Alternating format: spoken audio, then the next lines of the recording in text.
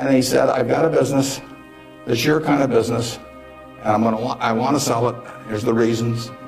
Have to do it with health.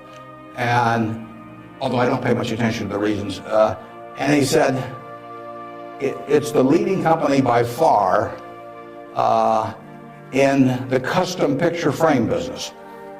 And he said, let me tell you why it has what I call durable competitive advantage. That's what I call durable competitive advantage. He said, let me tell you why it has it. He said, there are 18,000 people that frame pictures in the United States, little mom and pop operations. Every town, Lincoln will have a half a dozen, Omaha will have a dozen, and they frame pictures. I go over to get a picture frame, and I hand it to somebody. I say, I follow their judgment. I say, biggest thing I want is I want a good-looking frame, and I want it back soon. I want quick delivery. Well, with 18,000 people in that business and a zillion kinds of picture frames, nobody can carry a big inventory because they don't do that much business. I mean, it's not Walmart or something of the sort. Craig Ponzio graduated from a little school up in Wisconsin, went to work in a tiny little firm that made these things. 5 or 6 years later, bought the place when it was doing $3 million a year. Now does $300 million a year, and it totally dominates the wooden custom frame business.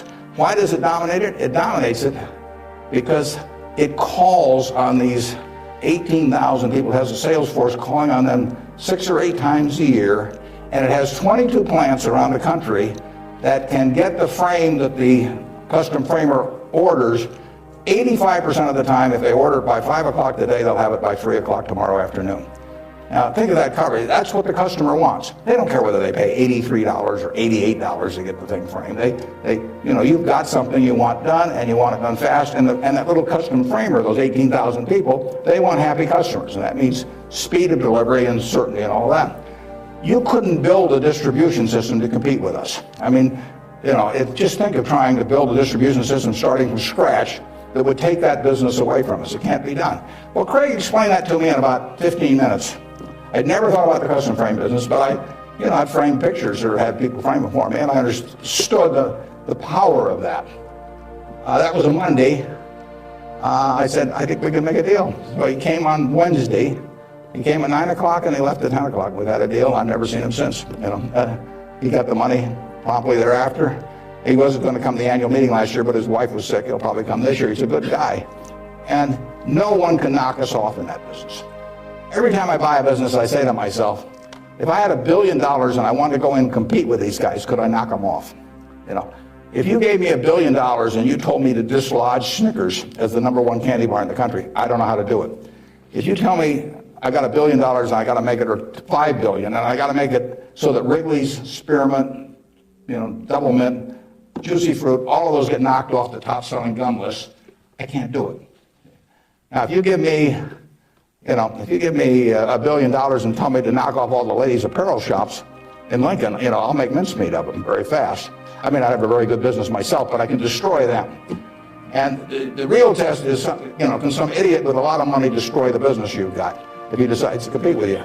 And we try to buy businesses where no matter who comes along, they've got this durable competitive advantage. Those are the 3 words that count. And you can make that. You may be able to make that decision about companies that I can't make that decision about. They have to be pretty simple for me. But we buy things that, we have Fruit of the Loom underwear. Are people going to quit wearing underwear? Well, who knows? we sell 44% of all the men's and boys' underwear that goes through Walmart and all of the mass merchandising chains. We got the lowest costs around. Fruit of the Loom is a name that's been around since 1850 or 60. If you can buy 3 pairs of shorts from us, or 6 pairs or whatever it is, for $5.50 and nobody's going to sell them cheaper, why are you going to buy anything else? So we'll own that unless we mess it up some way. We've got a very potent advertising slogan there. We cover the asses of the masses. Sort of gets to it, doesn't it? Yeah, up there. Yeah.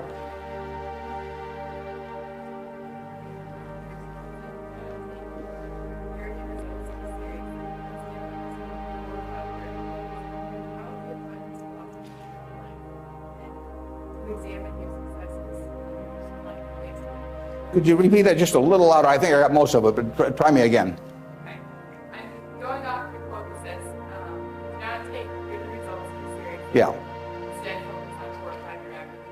How have you applied this philosophy to your own life? Okay, yeah, the question is, since I say 1 or 2 years doesn't make much difference in business, but longer term does, how do I apply that in my life? Well, I could probably give you some terribly philosophical answer on it, but the truth is I get up every day and just do what I love doing. And I want people around me to have good experiences, but the truth is I don't spend most of my time thinking about that. I mean, I spend most of my time thinking about what can I do to keep Berkshire going the way it has gone. But I will tell you how to apply that, and it works reasonably well, I think, at Berkshire, because we get this self-selection of people to join in. I mean, we have created a working environment where in 38 years nobody's left that runs it. So I do feel good about that, obviously. I feel good about the results of the investors and, the Hoffners and those people. I mean, actually, I think a fellow may write a book about what's happened with all the money that all these different people have made in Berkshire. But I'll tell you the test on that, and it's a terrific question, because you will, when you get to my age, you will not measure how well you've done by how much money you've got. I can guarantee you that. You'll all do fine on money anyway. I mean, think about it. 7 hours a day, you're in a bed. You got exactly the same mattress I've got. If you don't, we'll sell it to you at the furniture mart. We're on a parity. I can't outdo you, in terms of my sleeping enjoyment. You can match it by buying this mattress, which we'll give you a special price on. Just mention my name. We eat at the same places, We eat at Dairy Queen, particularly if you're in my position because we own it. But we eat at McDonald's and Burger King, and when I leave here, I'll stop by a fast food place. So our eating experiences are the same. We travel the same. I mean, I had a 10-year-old car up till about a year ago, and it just doesn't make any difference to me. They all work. We live in a place that's warm in the winter and it's cool in the summer, and we watch the Super Bowl on big screen TV. You do it, I do it. We dress more or less the same. I mean, I pay more for my clothes, but they look cheap when I put them on. So we're really on a parity. Yeah. So the money isn't going to be that big a deal. Everybody in this country is going to, with the intelligence this group has, the energy you have, you're going to do well. So what's the difference? What really counts? Well, I would say that you will measure. Health is enormously important, and that's a matter of a fair amount of luck. I mean, so I'm not shortchanging it. I'm just saying you can't do too much about that. But you will measure your success in life by how many, and extent, whether it's the people you want at 70 or whatever the age may be, you'll measure it by how many of them really love you, in the end. I mean, you can't buy love. I mean, it doesn't work. You can buy sex. You can buy testimonial dinners, you can buy your name on buildings, you can do all kinds of things. But the only way you get to be, love is to be lovable. It's kind of irritating, actually. If you got a lot of money, it'd be more fun to just write out a check for $1 million. So everybody, from now on loves me. But it doesn't work that way. And in fact, the only way is to be lovable. And I've got this friend who came out of Auschwitz and had at least one member of the family die there. And what is it now? It's 60 years later. She still, when she looks at people, it's a Polish Jew, when she looks at people, the question she asks herself in determining who she really trusts as friends, the one question in her mind is, would they hide me? Now, when you get to be 70, if you've got a lot of people that would hide you, you've had a successful life. I know people who have a tremendous amount of money, no one would hide. Their own kids wouldn't hide them. I mean, they really wouldn't. I mean, their business associates wouldn't, or anybody else. If it really came down to it, they don't have anybody's respect. They've got their attention maybe with money or something of the sort, but nobody loves them.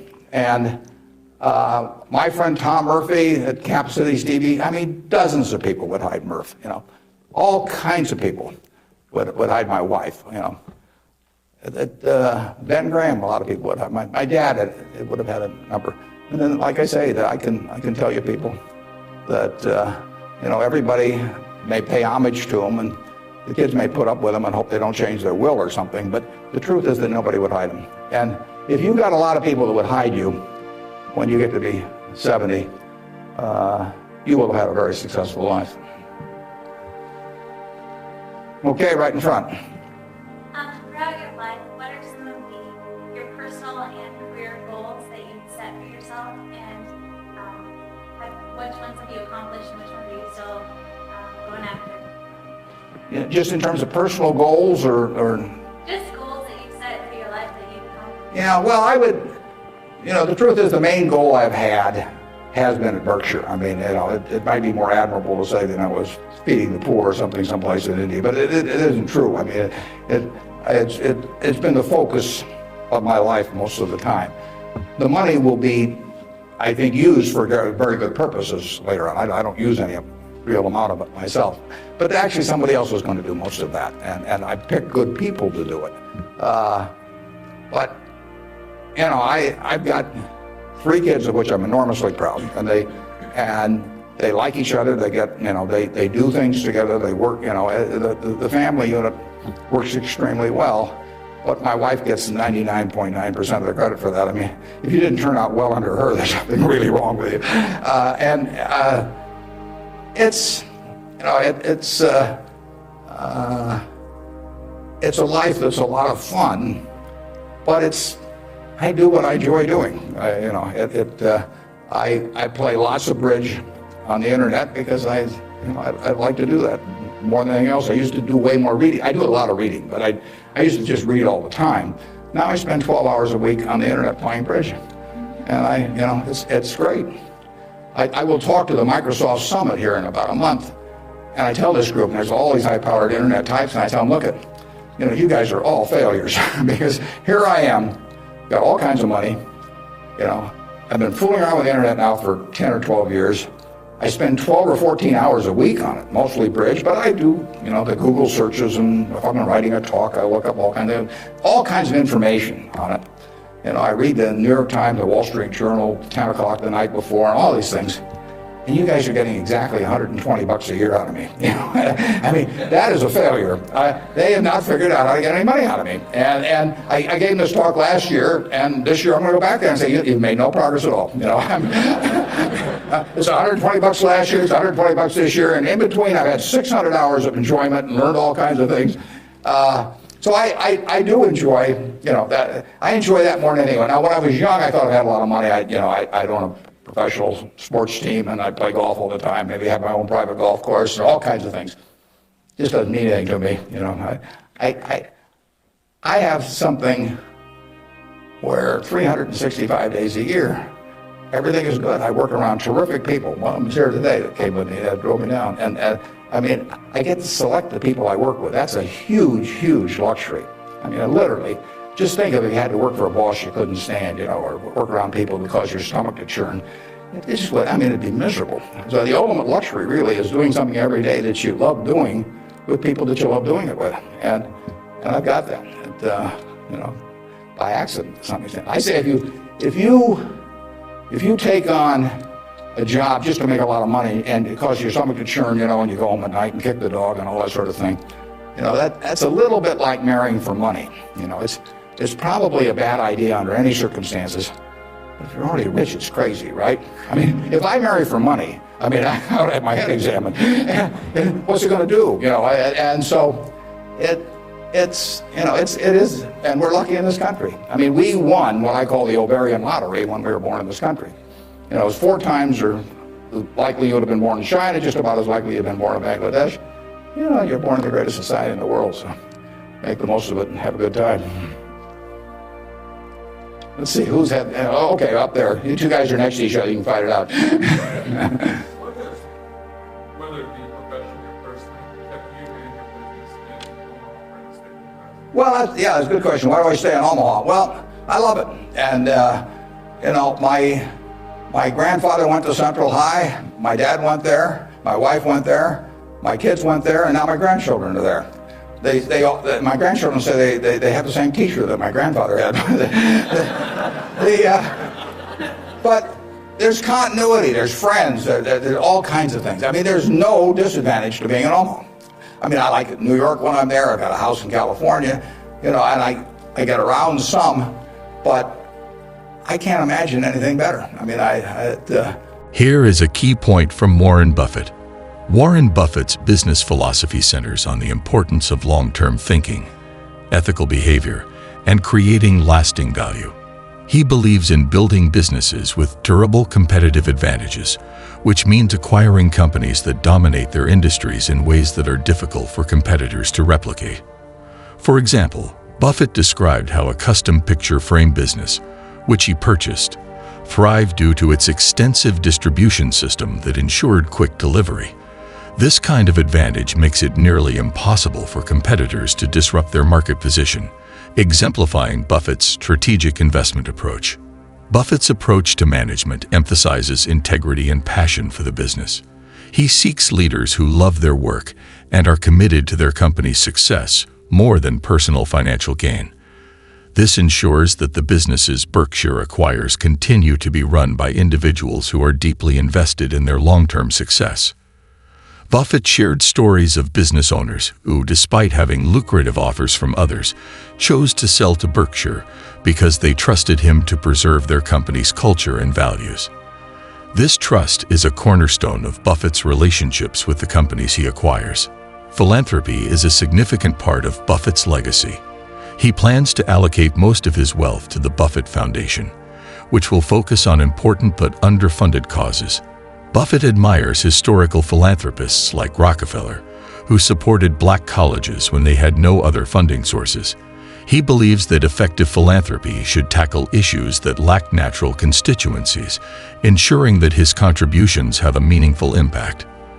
This strategic approach to giving reflects Buffett's commitment to addressing some of the world's toughest problems. Buffett also emphasizes the importance of a strong ethical foundation in business. He criticizes the decline in ethical standards among American CEOs and stresses the need for leaders to set positive examples. Buffett views himself as a trustee of his shareholders' money, ensuring that their interests are prioritized. This ethical approach fosters a strong corporate culture at Berkshire, contributing to its long-term success. Buffett's transparent communication with shareholders, as seen in his detailed annual letters, underscores his commitment to maintaining this trust. In conclusion, Warren Buffett's philosophy combines strategic investment, ethical leadership, and impactful philanthropy. His focus on long-term value creation, passion-driven management, and addressing significant societal issues sets a high standard for both business and philanthropy. By prioritizing durable competitive advantages, maintaining strong ethical standards, and making thoughtful philanthropic contributions, Buffett ensures that his legacy will endure well beyond his tenure at Berkshire Hathaway.